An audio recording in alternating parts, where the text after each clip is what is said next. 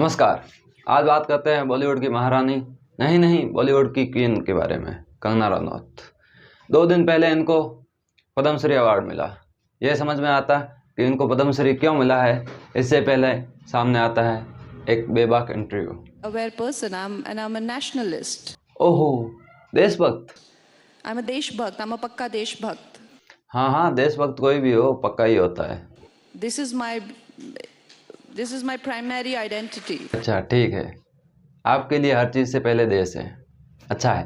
And Veer Savarkar ji. ओहो, madam Veer Savarkar के बारे में बात कर रही है। I have a lot of respect, but I was filming there and I have so much respect for him. सही है, हम क्रांतिकारियों के विचारों को भूल रहे हैं। So I went to visit the whole thing, and of course it was gut-wrenching what I saw there, and of course that part of the history has not been shared with us.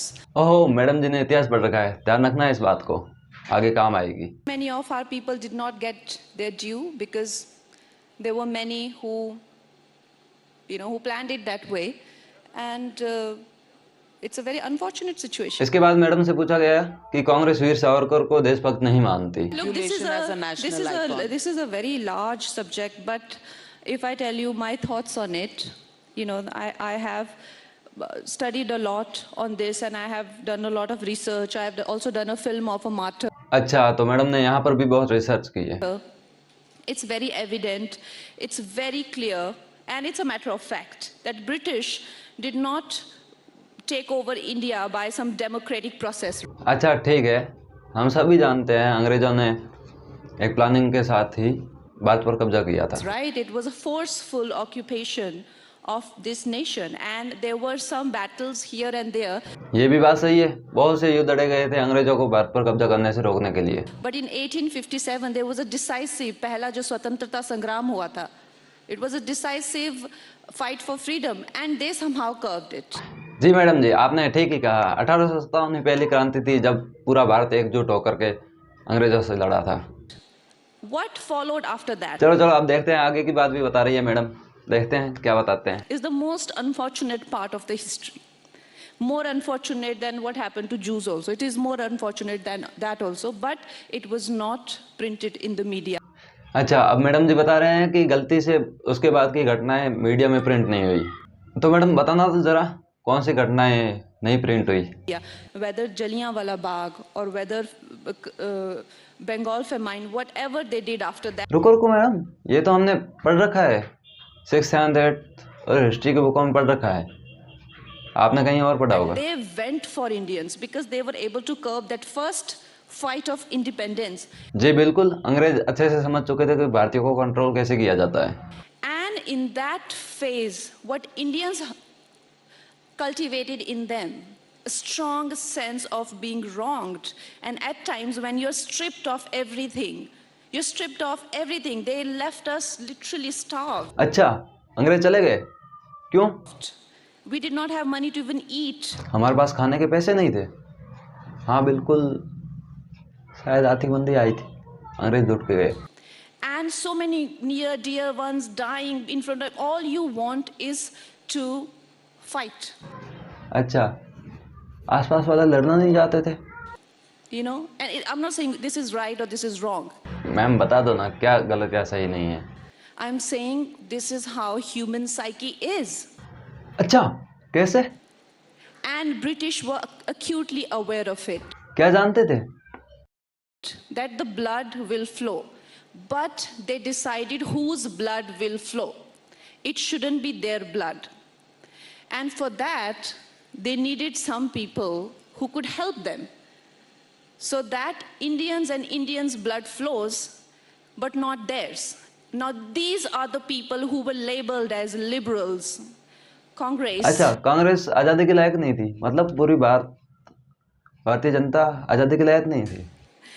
And so on and so forth. These are the people who swiftly, like, आजादी अगर भीख में मिले तो क्या वो आजादी हो सकती है? आप खुद बताइए। नहीं मैडम, हम भारतीय हैं, हमें भीख नहीं चाहिए। हम तो अपने दम पर जो भी होता है हासिल करना चाहते हैं। जब गुलामी आपको उन लोगों ने युद्ध करके दी थी। अरे हाँ, अंग्रेजों ने तो आते ही युद्ध करना शुरू कर दिया था। तभी तो मराठा, मुगलों, राजपूतों के वंश चले गए थे ना, ऐसा ही है ना मैम? तो आजादी आपको भीख में कैसे मिल सकती? हाँ यार, युद्ध तो हुआ ही नहीं था, ये छोटी मोटी घटनाएं हुई थी, छोटे बड़े आंदोलन हुए थे, लूटपाट वगैरह कहाँ हुई थी? युद्ध कहाँ हुए थे? बड़े स्तर पर युद्ध हुए ही नहीं मैम, आप सही बोल रहे हो, युद्ध नहीं हुए। Mountbatten was here for the longest time doing what he had to do. Longest time? एक मिनट मैम, अरे मैडम जी, माउंटबेटन तो 21 जून 1948 को ही चले गए थे। मैडम, आपने शायद व्हाट्सएप यूनिवर्सिटी में कुछ पढ़ा होगा। And then what happened? Pakistan बना, इस्लामिक रिपब्लिक बना। अरे मैडम, दोनों एक ही थे। लेकिन Hindustan secular, what is secular? Secular is no man's land. मतलब धर्मनिरपेक्षता जहाँ होती है वहाँ कोई नहीं रहता, नो मैन्स लैंड। अरे मैडम जी, कौन से सस्ते नशे करके बैठे हो? Not your, not mine, everybody's. हाँ, अब कही ना बात कि सबका देश होता है, यानी कि धर्मनिरपेक्ष देश में कोई भी एक परमानेंट धर्म नहीं होता। सही बोल रहे हैं आप। It is a no man's land, right? ये क्या मतलब हुआ madam? Right? Because they're what British left behind in the name of Congress. They were the extension of the British. अच्छा, आपका मतलब ब्रिटिश की जगह कांग्रेस ने ले ली, ठीक है। They were very well aware. They knew that after breaking India into pieces, we have made one Islamic Republic. Doesn't mean Hindus can't live there.